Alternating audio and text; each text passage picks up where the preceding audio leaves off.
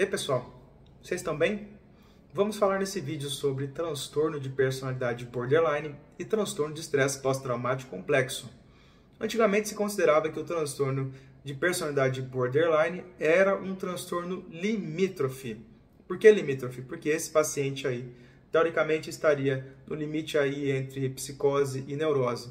Então, seria uma pessoa que transitaria entre psicose e neurose. Mas, com o avanço das pesquisas científicas da psicopatologia, se considera hoje que é um transtorno de personalidade com instabilidade emocional ou transtorno da personalidade borderline.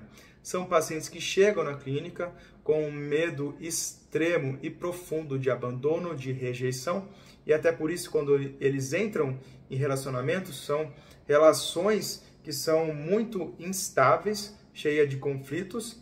Desses pacientes, por exemplo, quando eles estão no relacionamento, eles se anulam muito e passam até a assumir o gosto do outro, os interesses do outro, para preencher o quê? Um sentimento intenso e crônico de vazio que o border tem. Além de tudo isso que eu disse para vocês, o borderline pode ter a coisa da raiva intensa e inapropriada. Ou seja, ele pode ter as explosões aí de raiva. Por exemplo, quebrar prato, copo, isso tem a ver com a instabilidade emocional que a gente está falando. O humor do borderline é muito reativo. Eles vão ter uma reatividade de humor, e essa reatividade é que o humor do border pode mudar de uma hora para outra, de um segundo para o outro. Muito se confunde com o transtorno bipolar, mas são transtornos diferentes. O transtorno bipolar é um transtorno de humor e o border é um transtorno de personalidade. Eventualmente o paciente pode ter comorbidade, ter os dois, certo? Mas no caso do transtorno bipolar, o paciente vai ter períodos aí de depressão e períodos de mania, hipomania, euforia. E o humor do bipolar ele vai mudar, é uma causa muito mais endógena. Não necessariamente precisa ter acontecido algo fora dele. É uma questão mais neuroquímica aí. No caso do border, é quando acontece alguma coisa fora e ele reage. Por isso, humor reativo, tá?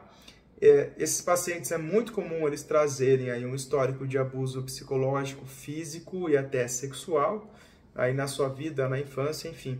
É um transtorno de personalidade que costuma aparecer na adolescência ou no início da vida adulta com esses comportamentos aí, por exemplo, de automutilação, essa raiva intensa, essa perturbação de identidade e até sintomas dissociativos intensos, como, por exemplo, despersonalização, desrealização e também ideação paranoide. O que é isso? São ideias que o paciente vai ter de paranoia. Por exemplo, eu acho que vão me matar ou vão me envenenar nessa casa, mas não é um delírio, não é uma crença fixa, imutável, mas é uma ideia que passa na cabeça dessa pessoa. E tudo isso, com certeza, gera um prejuízo significativo na vida desse paciente. É um transtorno de personalidade que vai exigir um tratamento que de longo prazo, a gente não diz que vai ser uma terapia breve, até pela extensão, pela gravidade desses prejuízos que estão ali atrapalhando a saúde mental desse paciente.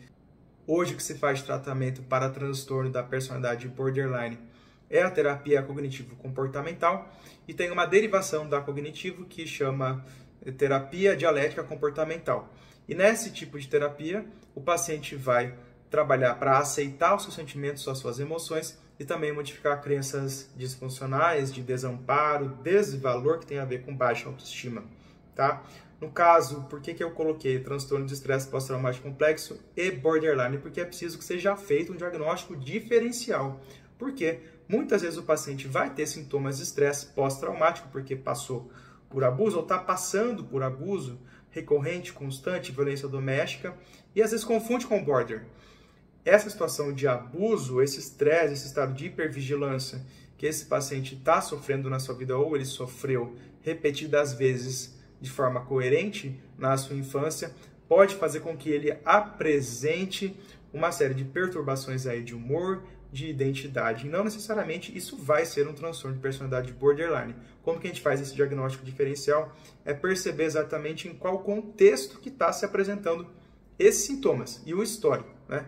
Que contexto que é? Se esse paciente está, por exemplo, tendo comportamentos de extrema ansiedade, estresse e até reatividade de humor em um ambiente de violência doméstica, Então, peraí. E esse paciente sai desse ambiente abusivo, tóxico, disfuncional e ele para de ter os sintomas que ele estava tendo. Então, o transtorno de personalidade é uma coisa crônica que vai aparecer em vários contextos e não só naquele ambiente que também pode estar acontecendo um abuso, no caso do border, e como eu disse para vocês, é comum, mas nem sempre, tá? Eventualmente, sim, o paciente pode ter o transtorno de personalidade borderline e é frequente ter passado por abuso físico-psicológico, mas é preciso tomar cuidado quando o psicólogo recebe um paciente na clínica, ele precisa exatamente fazer essa análise do contexto ambiental para identificar se é de fato um transtorno de personalidade que apareceu lá no início da adolescência ou da fase adulta, ou está sendo uma resposta a uma punição ambiental que ele está sofrendo. Enfim, acho que era isso que eu gostaria de conversar com vocês. Se você gostou do vídeo, eu peço que você curta, compartilhe, se inscreva no canal e ative as notificações. A gente se vê no nosso próximo encontro.